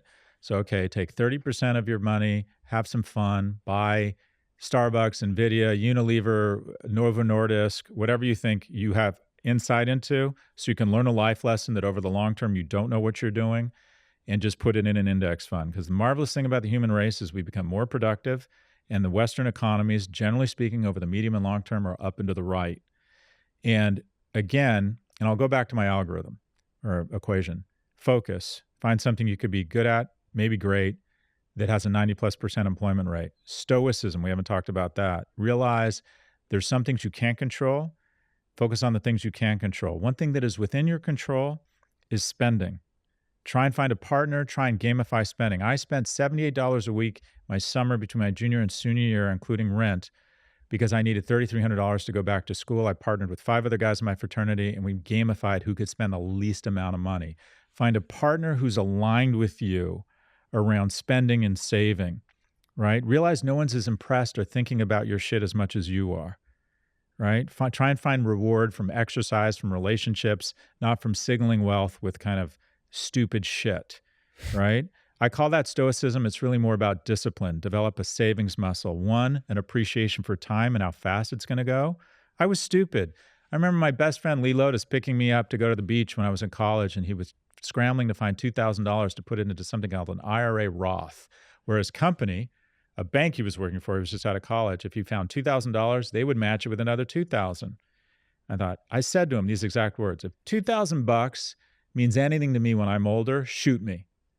I have made so much more money than Lee Lotus, and he is a multimillionaire now, so am I, but I've endured a lot more risk and a lot more ups and downs because he was that lame guy scraping together $2,000 when he was 23. I went out and spent my first bonus check at Morgan Stanley. I got $28,000 my first year out of college, Morgan Stanley. $28,000 check. I go out and I buy a $35,000 BMW, hung swim goggles from the rearview mirror thinking that would impress people. I don't know what I was doing. I figured out if I had bought a Hyundai for $9,000, which you could get in 1987 or whatever it is, and invested the other 20 in SPY, never looked at it again, I would have enough money now to buy 11 Ferraris, including that new electric Ferrari that for some reason appeals to me, which makes no sense, an electric Ferrari. Anyways, you're going to love this. I tell the people that work for me that I drive up in a Ferrari and I say, if you work really hard, someday, I'll have 2 Ferraris. Anyways, I don't have a Ferrari, by the way. My other joke about a Ferrari is Ferrari's like having a long, consistent erection. I don't have a Ferrari. Anyways, but where were we going? Realize people aren't as impressed with your shit as you are. Recognize the power of time. And then the thing where I really screwed up, Stephen, diversification. Take some money off the table. Invest in, I'm hearing from employees at NVIDIA, we talked about this, diversify. It's such a bulletproof Kevlar for your mental health. You get risk-free return. Nobody knows. Anything can happen. Amazon 1999, again, lost 90% of its value. Do you know the kind of mental anguish when you go into a stock like Amazon and you lose 90% of your investments? So if you want to have some fun, ring fence it to 30% of your savings, pick some stuff, and it'll be a good life lesson for you. You may get lucky, more power to you. Over time, you're going to realize nothing beats over the long term. Warren Buffett, the third wealthiest man in the world? I'm giving you the same answer he gives. If someone has $10,000, how do they invest? And he's like, low-cost index funds. It's a 2.5-hour conversation. That concludes it. Put it in the S&P 500. Low-cost index fund. I know it's the boring shit that makes you rich. Yeah. It's also, I advise a lot of CEOs, it's the boring incremental stuff that moves shareholder value. Mm-hmm. No, it's so true. So one of the things that stopped me when I was young from doing exactly what you just said is I didn't think that the $500 I had or the £500 that I had was enough to get started. So I said to myself in my head, I thought, okay, when I get $1 million, I'll become an investor. And I think a lot of people actually listen to these kind of conversations and go, okay, once I've got £5,000 disposable income a month, then I'll do what Scott said. But there's no point in doing it with a small amount of money. I wanted to use this little bucket of sand here as an analogy for this because my team brought a bucket of sand to illuminate the power of compounding interest when you invest in these S&P 500 companies. And this glass represents investing $1,000 a month in the S&P 500 over the course of 12 months, starting at the age of 25. Right. But if you left it and kept investing at that rate, by the age of 65, it would look like this. You have Zuma Beach. Oh my God. Thank God that's you. It would look like that. And this is really what you're saying when you're talking about ETFs. Well, you asked that question about the young man who says, I'm going to wait till I have 500 pounds. I'm going to wait till I have $1 million before I start investing. The way you get £1 million is by investing that 500. We don't believe we're going to get old. We don't recognize how fast time is going to go. We don't appreciate the power of compound interest. Don't focus on your investments. Put it in low cost, low energy ETFs. Start early. You have time. Your advantage when you're young is time, and you're going to get that bucket of sand. By the way, this right here isn't a lesson in investing. This is a lesson in storytelling. A bucket of sand. I mean, who thinks of this? Move it out of the way. No, but it is. It is. I discovered the art and the science of compounding interest too late in my life, and I just wish someone had slapped me in the face with it at 18. Yeah, it's crazy. Honestly, I probably started at 28. That's still earlier than most people, but it goes to the notion of, back to the advice for a young person, most young people don't have the discipline to invest any money they get their hands on because a capitalist economy is the smartest people in the world with the most godlike technology are presenting you with amazing, irresistible offers to upgrade from economy to economy comfort, to add flourless chocolate cake to your order from Balthazar Boulangerie in 1 minute or less. I'm like, oh my God. Oh, wait, there's three other people looking at this room, this hotel room, and it's going on sale, and I better buy. It's so difficult to hold on to any money. You want to find ways of forced savings. A house is forced savings to a certain extent because people don't want to be evicted from their house. Going to work for a company and getting options and getting equity that grows tax deferred, that's sort of forced savings. But you want, as a young person, try and find as many ways as possible to have forced savings. An app that rounds up to the nearest dollar and then invests no matter what, that is forced savings. It is very difficult to take money that ever comes through your hands and invest it. So find forced savings mechanisms that are taken out of your check.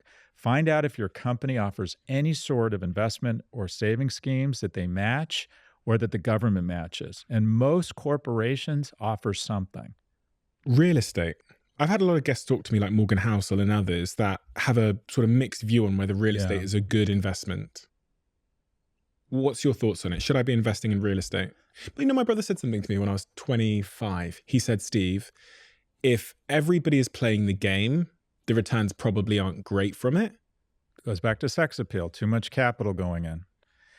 Look, Case Shiller, the brightest people in real estate will say if you really account for maintenance and upkeep, that real estate has not outperformed other asset classes. The reason I like real estate is that, one, in the United States, it's very tax advantage. There are very few asset classes you can lever up 4-to-1. 20% down payment. I can't buy $100 worth of Apple stock for $20. So it's huge leverage. The interest on that is tax deductible. In addition, if you sell a home, and this is true in the US, I don't know in the UK, if you buy a home and sell it hold on to it for at least 2 years, you get a $250,000 tax deduction, $500,000 for married. So if you have, for example, any ability, get to know the homes in your area, find a nice home or a rental unit that you can maybe rent out or upgrade, maybe you're handy, to do that every few years and take advantage of the tax deduction and then roll into something bigger. And that is forced savings. You know that mortgage payment is coming every month. Actually, the majority of savings for baby boomers right now is in their homes. It's the equity in their homes. Now, unfortunately, there's some bad things. We haven't improved housing permits as quickly as we should, which has made it more expensive for entrants. Young people can't afford homes. The average home's gone from $290 to $420 through the pandemic in the US. And if you look at interest rates, it means the average mortgage payment's gone from $1,100 to $2,300. So it used to be 2/3 of America could afford a home. Now it's 1/3. A whole other talk show, but I just did a TED Talk on the war on the young economically. But real estate is a very tax advantage industry. It is forced savings. Also, there is some, I think, psychic value, which I think is important to a home. You start investing in it, fixing it up. It feels like, I don't know, there's something rewarding about it. But to what your brother said, when everyone's trying to buy homes in an area, that usually means it's probably getting overvalued. And like any other asset class, it can lose money. But the reason I like it is because it is a form of forced savings. People, generally speaking, will make that mortgage payment or try and figure out a way. Now, you want to make sure that not more than 40% of your income goes into a house. Otherwise, it's just going to be your anchor. It's just going to be a source of stress for you. And I think a lot of people grow up thinking, I have to have a home. And so they just become over-levered in their home. And they become kind of house poor. They own a house and that's it. And they can't afford to do anything else. And they might be able to move then. And you talked about geographical opportunity when you're young. That's right. You get tied. You get tied down, especially if your home goes down in value. But I still think it's in the US at least, real estate's the most tax advantage. And if you own commercial real estate in the US, you can depreciate it 2 or 3% a year. You can't depreciate a stock 2 or 3% a year. Is there someone that should and shouldn't buy a home then, in your view? Is there a certain demographic or age or person with a certain talent that should and shouldn't buy a home? I would say in general, if it's a home, if you think that you're not going to be able to hold on to it for at least 7 years, if you hold on to a home for 7 years, you should be able to ride out most economic cycles or a economic down cycle. I think there's some wonderful things about renting. You can slam your keys down and leave. If you're planning to move, If you don't have somewhat reliable sources of income, um, a mortgage is probably a tough thing. I don't know. I think homeownership. I'm talking my own book a little bit here because I've made good money in real estate. I've really enjoyed it, but I think it's situational, and it goes back to that notion of having a kitchen cabinet of people who can advise you on that asset class. Unfortunately, that asset class has become so expensive that the quote unquote American dream of owning a home has become somewhat of a hallucination, if you will, or a fantasy for a lot of young people. The other thing I came to learn as I got money, and it was almost like someone pulled the curtain back for me, is how wealthy individuals play the tax game. Oh my gosh. And it's a tax game that the average person has no idea is going on. Got to talk about money. Tax avoidance is a key skill to building wealth. And by the way, we don't talk about, I speak openly about I won't call it tax avoidance, but my tax strategies. If you're, it's like they said, if you're a prisoner of war, you have an obligation to escape. If you're trying to build wealth, you have an obligation to pay as little tax as possible. Do it legally, but Apple will issue their IP to Apple International in Ireland, and then they will use Apple Ireland. They will license their IP to America, charge them tens of billions of dollars, thereby increasing the income of Apple Ireland at a lower tax rate and decreasing the income in the US, thereby lowering their overall tax rate. That is pure tax avoidance. Every organization, every corporation does this to the hilt, and so should you. By the way, I will vote for people who have an alternative minimum tax. We have to raise taxes on corporations. The 25 wealthiest Americans pay between 6 and 8% tax rate. What are the tax games they're playing? Oh, the rich people. There's a bunch of them. First and foremost, it's you buy stocks, you never sell them, you borrow against them. Okay, explain that to me like I'm a 10-year-old. So sure, you own $100 in Amazon stock. Yeah. You need money to buy something instead of selling the stock, and say it's gone up 50%. I say it's doubled. You would have to realize a capital gain and pay long-term capital gains on that $50 gain. No, just borrow against it and let the stock continue to grow. And you pay a little bit of interest, hopefully from your current income, but basically it's invest, borrow against it, and die. Put it into a trust and then pass it on to your kids. There's a lot of state arbitrage. Jeff Bezos just moved to Florida to spend more time with dad. Isn't that sweet, Stephen? Isn't that nice? No, it has nothing to do with his father. Give me a fucking break. He aggregated $160 billion in wealth. He would pay about another 8 or 10% in state taxes in Washington because he's got to leverage the public school system, the University of Washington, the Seattle-Tacoma Airport, the hospital system. But in the U.S., you're allowed to peace out to Texas or Florida and pay no income tax. So all the people shitpost in California or New York, show me someone who's all of a sudden can't handle San Francisco politics. I'm going to show you someone who needs to recognize a capital gain and has all of a sudden decided they like Texas politics. It's really not it's very disingenuous. There's the tax loophole I've leveraged. In the US, there's something called 1202 or qualified small business. So when I started L2. What's L2? L2 is my analytics company. I started it. I invested a small amount of money. Because it was a business worth less than $50 million, your business would qualify in the U.S. as QSB, small business. If you hold on to that stock in that company for longer than 5 years, when you sell it, the first 10 million or 10 times the basis are tax-free. So the first 10 million out of L2 was tax-free. Zero. That makes no sense. If that sounds like we're screwing the middle class, trust your instincts. I invested in a company, brought a company out of bankruptcy. I invested $2.5 million. The first 25 million, got very lucky. The company got sold for a lot of money. The first 25 million were tax-free. The tax code has gone from 400 pages to 4,000. And that extra 3,600 pages are to turn rich people into super rich people. Now, the myth around taxes is the following, that rich people don't pay their taxes. Actually, the sort of rich pay a disproportionate amount of taxes. So if you make all of your money from current income, that is salary, and you make a lot, you're actually paying more taxes than anyone. So mom's a baller. She's a partner in a prestigious law firm making $1 million a year.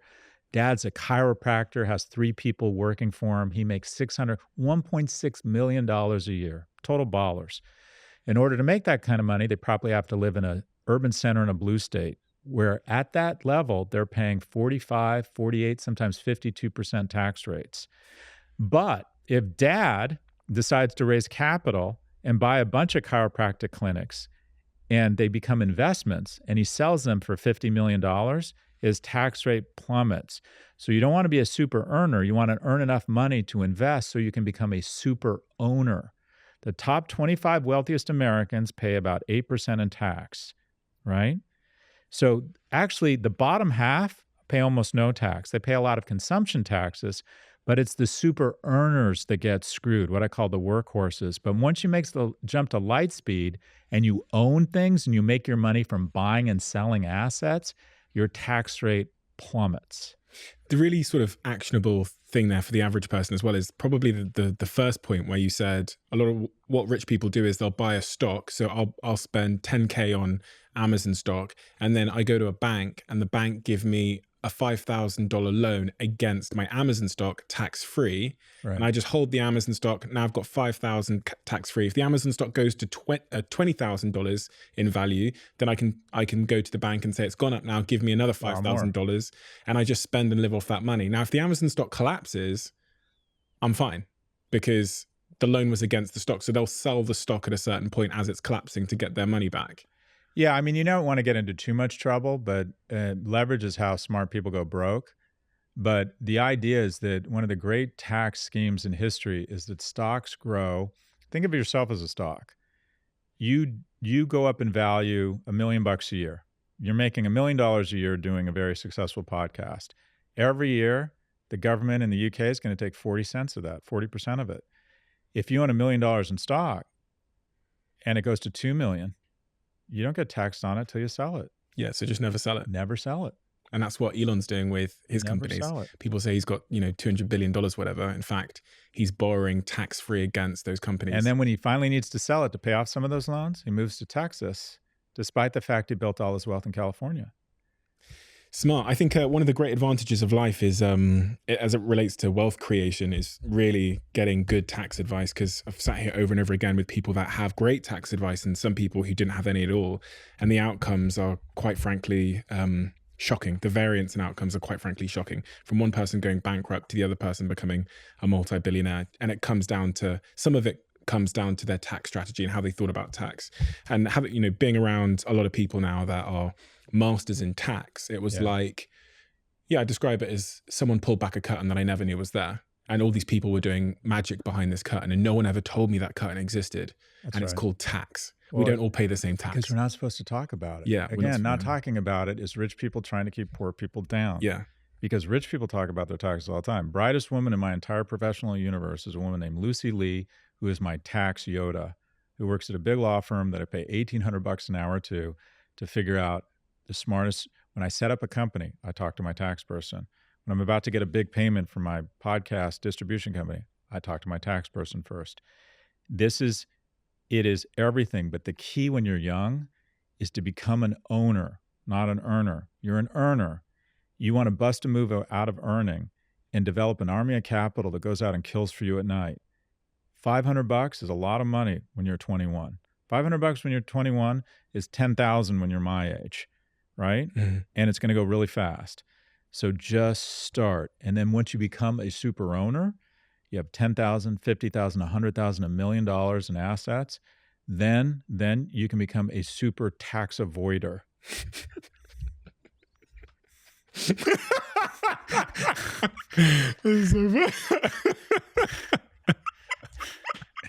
That sounded awful, didn't it? Sounded awful. That sounded awful. Sitting here with your bucket of sand.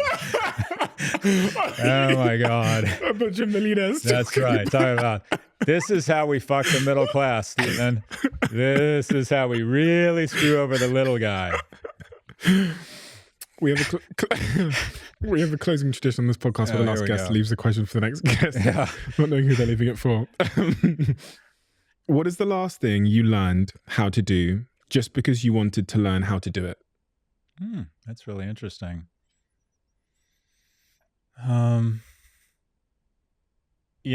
It sounds, this is going to sound so trite, but my boys and I are, when you get when you're a dad, if you're an egomaniac like me, I just assume my kids were going to be super into World War II history and CrossFit, because I thought, oh, they would think I was such a hero that they'd get. Well, you realize if you want to be a good dad, you have to be engaged in what your kids are engaged in. Otherwise, you're just not going to engage. I have no interest in sports. I have become a massive fan of Premier League football because my kids are so devoted to Chelsea and to Tottenham. So I've taken up Arsenal so we could have a lot of fights in the house. But what have I learned? I've learned to love football. And the moment my sons are out of the house, I will learn to not care about it again. So I've learned to love Premier League football because it's a way I engage with my boys. Well, next year we'll go. Yeah. I'm a Manchester United fan, so... Man U? Yeah, How fucking predictable. Literally, Man U. You're such a poser. You're such a poser. Oh, wait. You grew up in Manchester, right? Half my family did. So half my siblings were born there. Yeah, the only thing worse than that would have been Man City. But you have Man U rights then if you're from Manchester. I have to tell people this. They're because you get roasted and then you have to indicate that, for me, the first place we lived in the UK was Manchester. So my older siblings were all born there. And then we moved to Devon in the southwest, which is countryside. But one of the strongest brands in the world. My 6-year-old son has a friend coming. They're going to take the train up just to do a tour of the stadium. Oh, really? How many times do you do that? When are they coming? I think it's in a few weeks. We're going to Germany for the European Championships. We're going to World Cup. Our whole family, our activity is we explore Europe. We follow, we go, see FC Barcelona play. I mean, this is a position of privilege, but football for us, when I stopped playing sports as a college student, I didn't think about sports again for 25 years.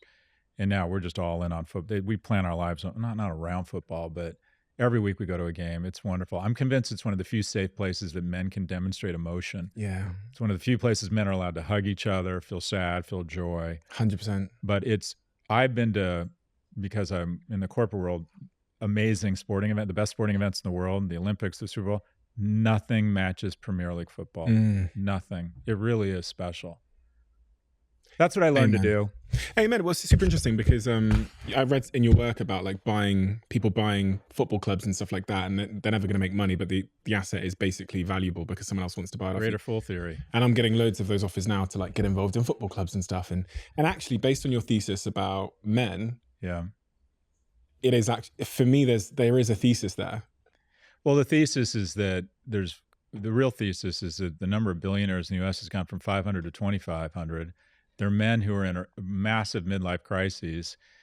The way to become the most interesting person in Cleveland is to buy the Cavaliers or the Browns. Overnight, you're the sexiest man in Cleveland. If you're worth $50 billion, why wouldn't you spend $5 billion to buy the Washington Commanders or, to buy, I think Tottenham's up for sale right now. Yeah. I got together the wealthiest, most famous Scottish people in the U.S., which is about 14 of us, and said, let's go buy Rangers. Rangers FC, it's a publicly traded company. I had it all figured out, £10 million convertible note. I'm like, and then my friend of mine's a famous historian of Scottish, is like, you'd be the most hated person in the United Kingdom. He goes, they would hate you. You knew nothing about football. You'd be some American idiot over there. And I'm like, yeah, you're right. He's like, just go to Rangers games. Yeah. He's like, what are you thinking? Yeah. There's a pain equation with buying sports teams because you're buying a tribe. Yeah. And the chances are you won't win most of the time. And then you have to deal with Dave from, I don't know, Southampton, whose entire life is that football club that you've just bought. And he is pissed. And unless you win trophies from day one, you've screwed up. And who does? Yeah, nobody So does. It's a horrible pain sport. But anyway, Scott, we're done. I am a big Manchester United fan and I travel all over the world. One of the big lifesavers for me, as someone that never misses a game ever, regardless of where I am in the world, is NordVPN. Because NordVPN allows me to watch the game in territories and in countries where it's often not available for a variety of different reasons. But it's not just about football, it's websites, movies that I can access, and it helps me navigate those geographical blockers. And that's why NordVPN are both a sponsor of this podcast, but a lifesaver for me. And it costs the same as a cup of coffee per month. And not just that, when I'm accessing Wi-Fi networks around the world, it gives me a lot of security, which is something that I think we don't think about enough. If you want to check out NordVPN for a limited time only, head to nordvpn.com/DOAC and you can access our exclusive deal, which gives the Diary of a CEO listeners a huge discount plus 4 extra months when you sign up to a 2-year plan. And there's no risk with Nord's 30-day money-back guarantee. So give it a try. That's nordvpn.com/DOAC or check out the episode description link below.